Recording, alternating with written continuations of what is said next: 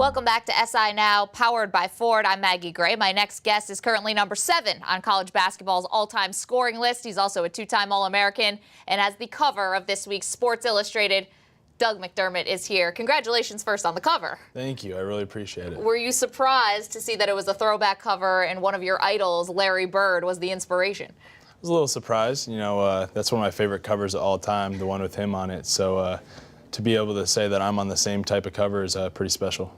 So that's one of your favorite covers. You couldn't have even been born anywhere near when that Larry Bird cover came out. What made you want to look back and go old school for some of your basketball role models? You know, that's just a guy I look up to. You know I'm too young to remember him, but I still watch highlights of him all the time, try to model my game after him. So just I thought it'd be really cool to look back and see myself on the same cover he was. We see that a lot in the cover story that Luke Wynn wrote, that you actually watch Larry Bird highlights before every game. So what specifically do you try to take from him, or is it just watching one of the all-time great scorers? Does that get you pumped up? Yeah, watching one of the all-time greats. You know, I'm no Larry Bird. You know, there's only one Larry Bird, and no one's ever going to catch him. But just to watch his moves, just seeing how much fire he plays with every game, and just how good of a leader he was out there is special to watch. Does it seem like the whole team has kind of embraced this throwback sort of? You guys aren't really watching LeBron and Kevin Durant. You're watching like the Celtics of 1986. How did you guys find this team? Yeah, I mean, our team is kind of old school. I mean, if you watch us the way we play, you know, we're not a lot of athletes out there. We're not blocking shots. We're not dunking on guys. You know, we're playing kind of old school games, shooting a lot of threes, making the extra pass. And, you know, Grant Gibbs on our team he's been in college for 6 years, and he's the guy that likes Larry Bird the most. So I think it kind of just rubs off on the whole team. But there is one current player that maybe you would draw comparisons to, perhaps a Dirk Nowitzki. Do you find that or no?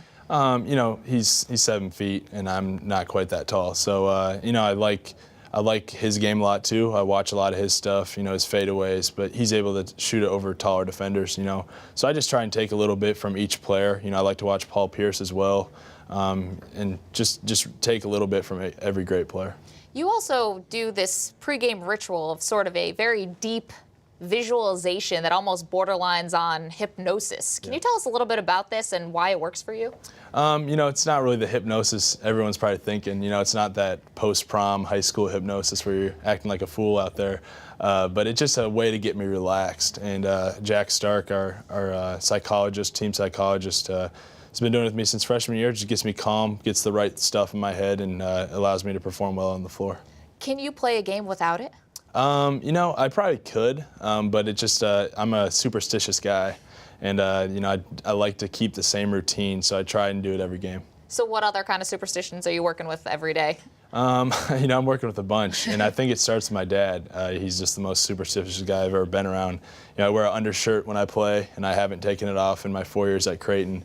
And then in the summers when I have to play for USA basketball, they don't allow it. So I just feel like a completely different player out there. But it's a superstition of mine as well. Well, yeah, when your dad is also the coach, the superstitions really take on a whole new meaning, right? Yeah, because exactly. What are you going to say, no? Exactly. Okay, so Larry Bird, visualization, you guys have also now moved to the Big East Conference. And not only did it raise the stature of you, but also maybe of the university. For the first time, you guys could end up getting a top seed, whereas before you were getting the lower seeds. You draw Duke, you draw North Carolina. How much do you think being in the Big East will help as we're in tournament time? It helps a lot. You know, it's such a great conference. You know, it's not the same as it was last year or the years before, where I had all that power. But I feel like we've had a tough enough schedule, and we haven't had a lot of bad losses. So I feel like that really helps us come Selection Sunday.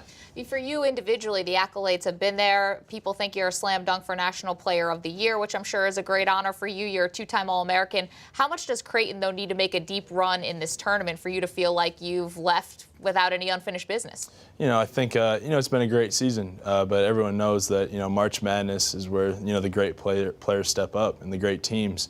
And we fell short a couple years in the past. And, you know, we really want to build on that. We feel like we got enough experience coming back where we can compete with anyone in the country.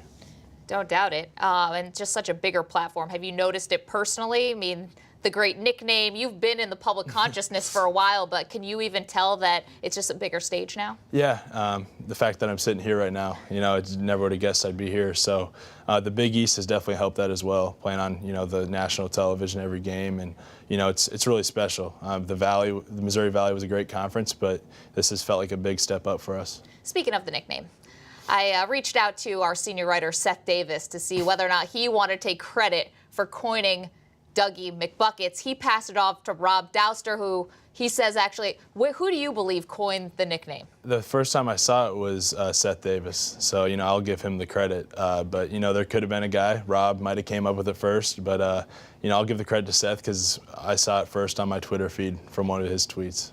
Seth is going to love that when we tell him about it, when he sees this. Do you hope that the nickname stays with you as you go to the NBA, or is this something you want to leave in Omaha? I'd like to leave it in college, in Omaha. I feel like it's been a great, 4 years. We're not done yet, but I feel like it deserves to kind of stay back, and so I can reflect on these special memories when I'm older. They are talking about putting a statue of you outside of your home arena. If you could choose a pose to be in this statue, what do you want? The fadeaway three? Are you thinking more of driving to the hoop? I think that the fadeaway, the fadeaway 15-footer would be very fitting.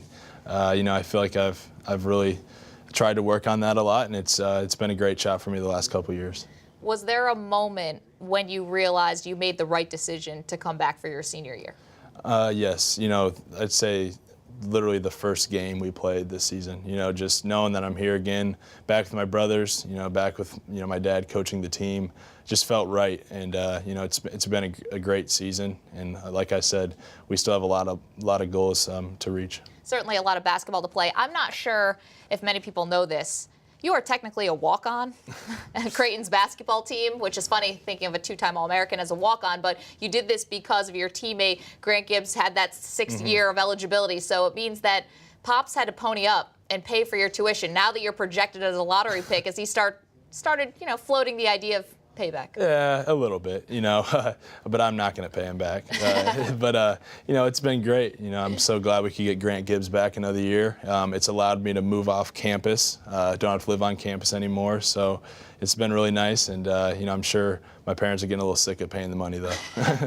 Moving off campus, just one of the many big moves that you are about to make. Doug McDermott, congratulations on all your success and good luck in the NCAA tournament and the Big East tournament. I appreciate it. There's more SI Now, powered by Ford, coming up right after this.